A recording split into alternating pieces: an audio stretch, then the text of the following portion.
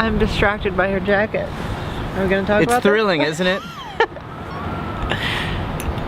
You gonna explain? Oh, sure. The midnight hour is close at hand, and darkness falls across the land. Do not just quote Thriller lyrics. Okay. Why are you wearing a Thriller jacket? Well, grisly ghouls from every brood In case you're curious. will terrorize y'all's neighborhood. Y'all's? Yeah. Oh. And though you fight to stay alive, your body starts to shiver. Oh. Well, I don't know the whole thing.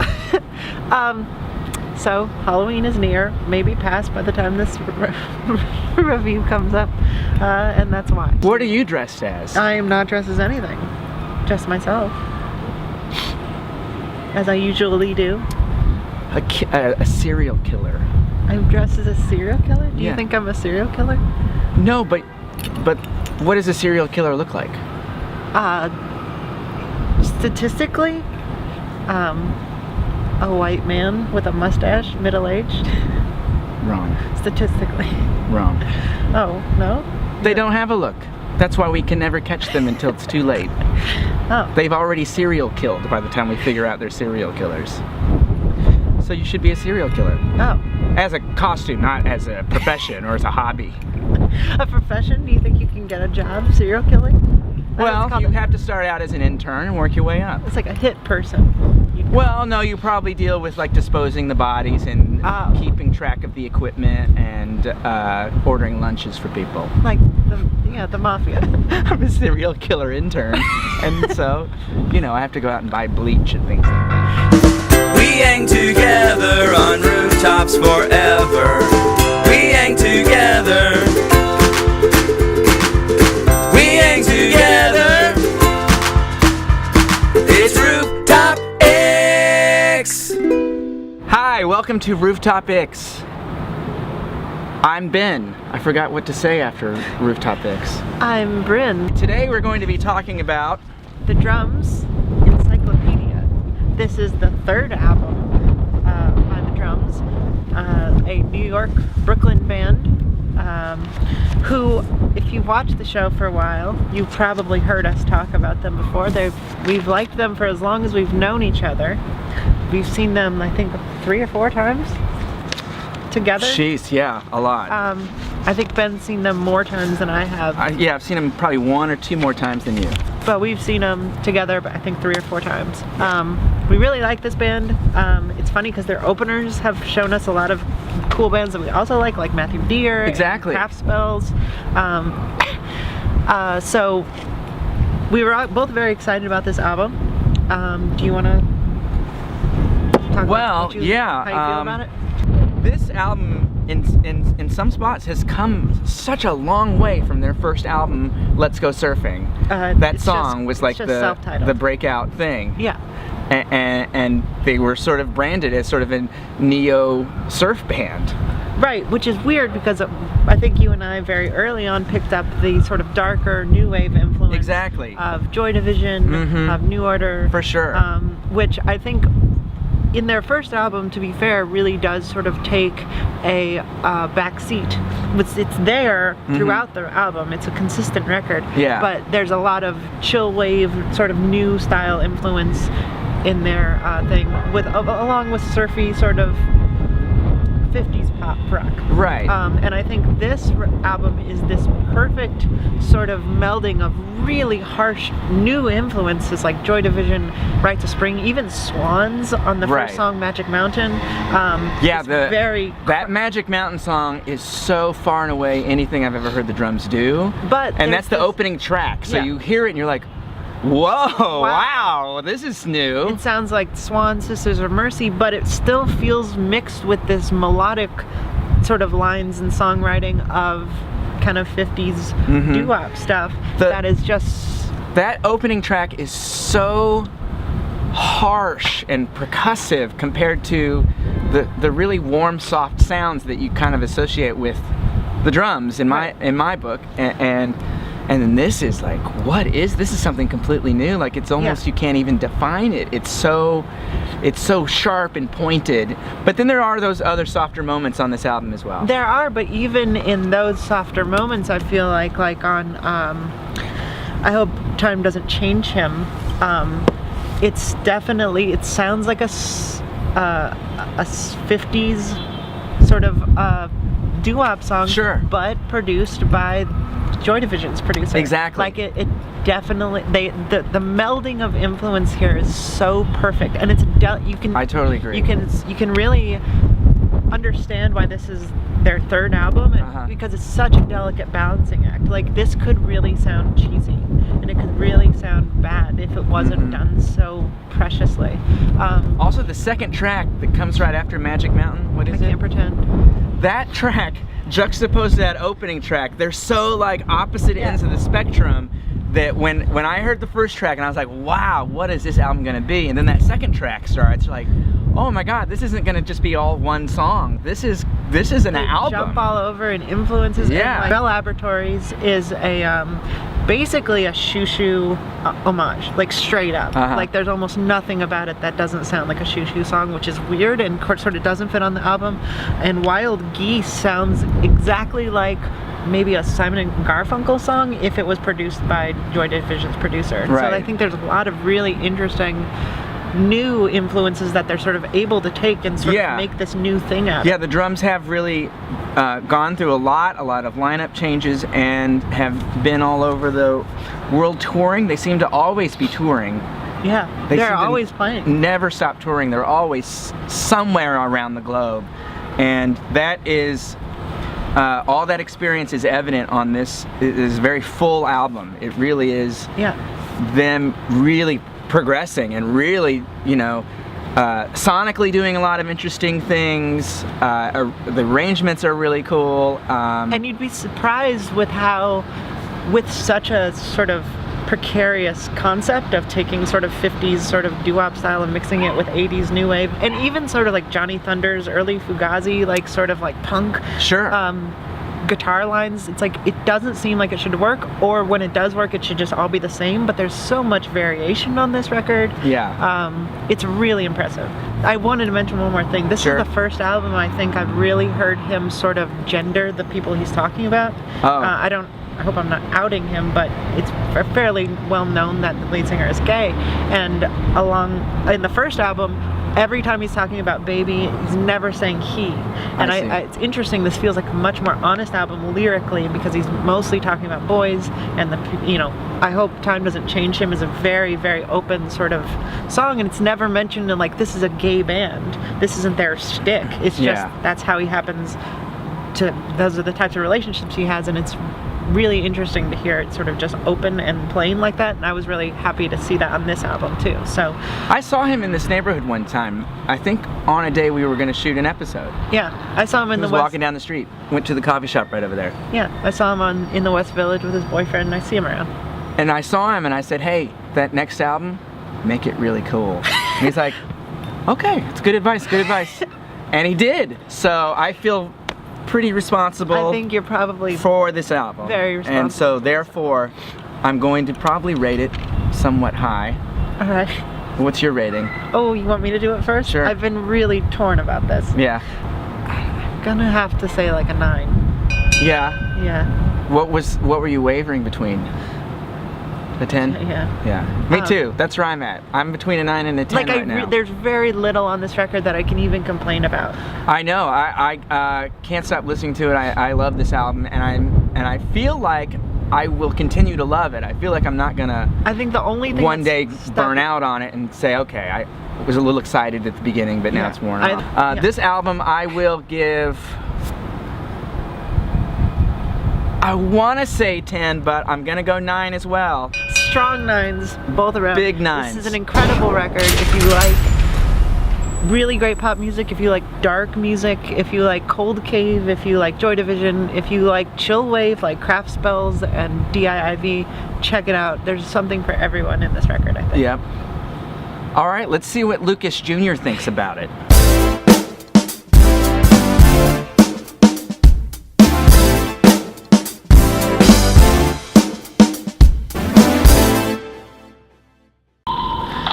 Man, I gotta tell you something that happened to me the other day and I feel slightly ashamed. All right, just getting right into it. What do you mean? No, wait. Lucas, don't tell us about your life. Just tell us how you feel about the song. Okay, I think that's actually a better idea. So, have you guys ever heard of the meat rack? Wait. Where are you going with this? Okay, there's this thing called the meat rack. It's up in Central Park. No. Lucas, will you please talk about the music? Yeah, no, I agree about that. You agree about what? That you should talk about the music? Well, I can't really look at you guys right now. Alright, fine, fuck it. What did you do? This thing happened in the meat rack. What is the meat rack? It's where all these guys hang out and they jerk off.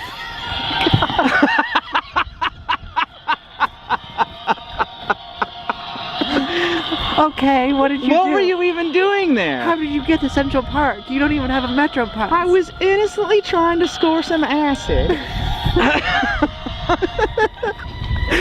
And I accidentally walked into the weirdest jerk fest I've ever seen. So this is not your first jerk fest. Oh. It's just the weirdest one, you're saying. No, wait. No, I've never been to a jerk fest. That's a good point. Have you guys ever been to a jerk fest? What's the weirdest jerk fest you ever went to? Oh my God, I have never been to a jerk fest. So are you ashamed or are you happy that this happened? Wait, how often do jerk fests happen? I don't know.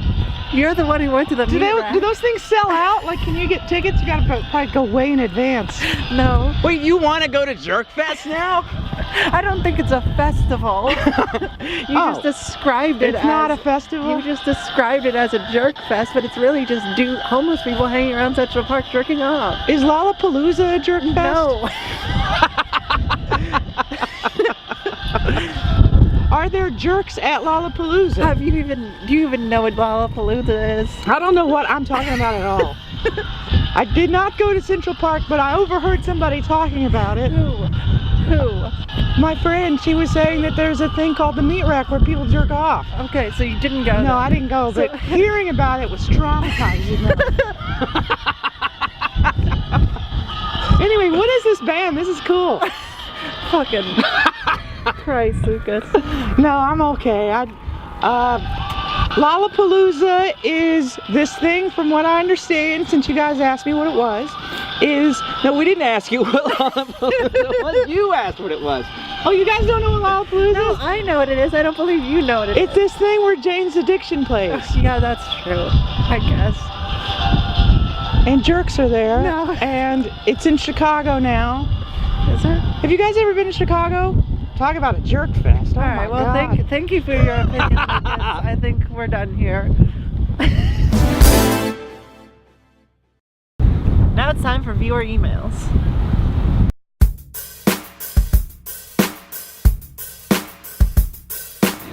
Today we have our musical guest, Rain Vivian. Do it as Don Pardo.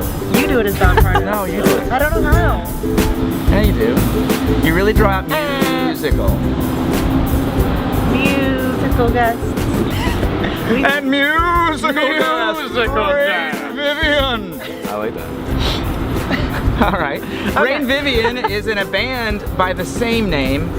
And as always, if you go down on this episode, you can find links to his stuff.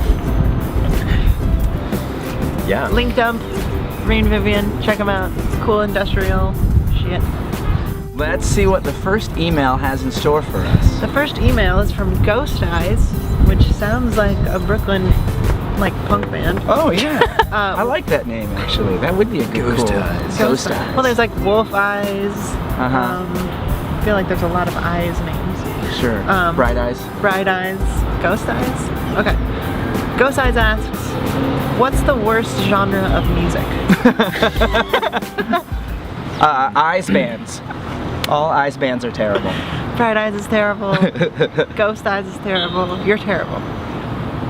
No, I don't know. It's hard to say because there's not one genre I don't like, really. I mean, I guess probably the closest would be reggae.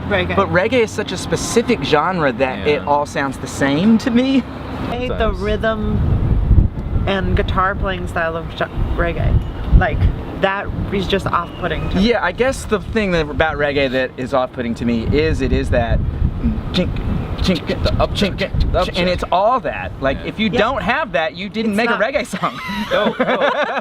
Bass, like reggae bass. Sure. It's pretty impressive. It's when not you bad. listen Yeah, to that's it, where all like the melody comes from. All the melody is the bass. Yeah. And so, yeah, it's fun listening to the different things that the bass will do. Don't even realize. I will say I think there are some Bob Marley songs that are such good pop songs that I can sort of tune out the fact that it's got that annoying upchuck guitar. You guys really hate that upchuck.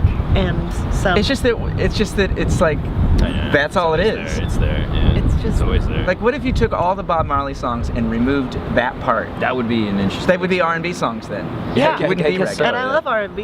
Yeah. What's that like really annoying like hip hop that's like really like What is it, is it Christian? crunk? Yeah. I think that I don't know. Like shots. Describe it Yeah, to me. and it has this like I don't know, like it has this quality in the vocals that's like it's unbearable to me. Well, It's unbearable. Find something, we'll put it in the link dump so people can know what the fuck you're talking about. Yeah, I don't know what you're talking about. Yeah. How do the vocals go? It's like a crying It's baby. really like almost like Sounds like you're talking about Young Thug. I would say like that Shine Bright, like I don't even know who did the song, but Shine Bright like That's a diamond. Rihanna. Okay, yeah, like you know that part with Shine Bright like a diamond, you know? That's kind of crunky, that part. No, that's Is it? just That just regular seems like a pop. Rihanna song. Yeah. Yeah. Alright, this next question is from Flim Flam Man. Yes. I have a music question. Music question! Fuck that new U2 album. That's not a question, Flim Flam not a Man. question. You're flim flamming here. Yeah. You know what? I listened to that U2 album because you? everyone Did was you? complaining about it. And I was like, I'm going to hear it because I bet no one's listening to it. This is just a clever plan for Apple to not talk about how shitty and stupid the iWatch is. It was a diversion, you know. Maybe. It's like It's a conspiracy. oh, the iWatch is kind of dumb. Wait, what about this U2 album? Isn't that dumb too? Everyone's like, way dumb. Everyone's like, yeah, I hate that band. And so I listened to it. Have you listened to it? No. It's not a bad album. Here's the thing. I have a very controversial or unpopular opinion about U2, which is mostly good. Yeah. They're a good band. I think the biggest argument you could make for hating the album is that it's It's distribution. average, you know? It's like Yeah, I hate that. It's That's almost not- worse than being bad. Yeah. but it's not bad. I mean, I think the people that are most vocal about hating this U2 album like average music. So they should like this album. This album is for them. Yeah. Like, if you're into, Coldplay or Foo Fighters or I don't know, whatever else, whatever is on the radio, Like contemporary. by all adult criteria, rock. you should like this album. Yeah. I feel like there's more think- bands out there worthy of hating Yeah, no, I totally agree. I than think you too. I hate Eminem. Yeah, I hate don't like Eminem too. Eminem either. Actually, Yay. I love. I keep waiting for him to go away, and I keep thinking he will. I think he's an incredible rapper, very talented. I listen to a lot of hip hop. Yeah. He's an asshole, and he's an idiot, and he makes bad choices. Yeah, I don't like any of his music. What's Not interesting into about it. Eminem though is that like there's a lot of people that I really respect their musical taste and they like think he's a genius and He's an I've incredible tried. rapper. Well, but like they talk about his beats though too, and I don't know how much No, he actually writes. He like, the doesn't. music. He doesn't make. Right? He doesn't produce any of it. But everybody else swears they're like, dude, he does like. that." And I'm like, no, he doesn't. really? Do all of I don't it. think so. Like, But they're also bullshit. Dre helped him a lot with the production. Oh, I forgot about Dre. Anyway, whatever. All right, well, what's another question? Last Hopefully this question will be a question. is from O Rocky. Which is a better audience participation movie, The Room or Rocky Horror Picture Show? The difference between those two movies is that Rocky Horror Picture Show is a good movie. Right. And The Room is accidentally a good movie because it is really bad. It's unbelievably bad. Yeah. It's not a. It's a so bad it's good movie, whereas Rocky Horror is a funny on purpose romp Yeah, that is with very the audience enjoyable. participation built into it. I've Rocky seen Horror The you Room. can't enjoy with just as a movie. I mean, because Yeah. there's so many great songs in it, and what a great cast. Tim Curry and Richard O'Brien, Yeah, and they're both Susan Sarandon, and Meatloaf, and Meatloaf. so that movie you can Magenta. watch, you know, just with a couple friends, and it's fine. The Room, I feel like you're really missing the point of the movie if you're just watching that by yourself. Oh, you don't do that. Yeah. You really need to That's see it just in an depressing. audience. Yeah. Why is it called The Room? Because that's where we saw his ass like 5 times. I know, but every movie has a room in it. Like, you could call every movie The Room. Not Lord of the Lord of the Flies. Oh, no rooms. No room. Dude. All right. No room. So I'll amend that to most movies Take it have back. rooms in them. That's true. And then movies without rooms you could call No Room. Hey. No You room. could call. No Rooms. Have you ever seen that movie called No Rooms? What is it? It's just this movie that has no rooms in it. It's in the forest. Yeah. Lord of the Flies. Is that the most outstanding? Is that the whole It's like plot The of the Edge. movie, that it has no rooms in it? No, that's never even addressed. It never doesn't have anything to do with anything. Just somebody made the observation, hey, there's no rooms. It's really in this. about a spy and Right. grizzly bear. Like, you know that movie that's called The Room? Because there's a scene in a room in it. It's like not that movie. It's very odd. All right, well, that's been your emails. Thank you so much for our musical guest, Rain Vivian, for Thanks, doing guys. another emails. Yep. And until next time, Top of the world to you.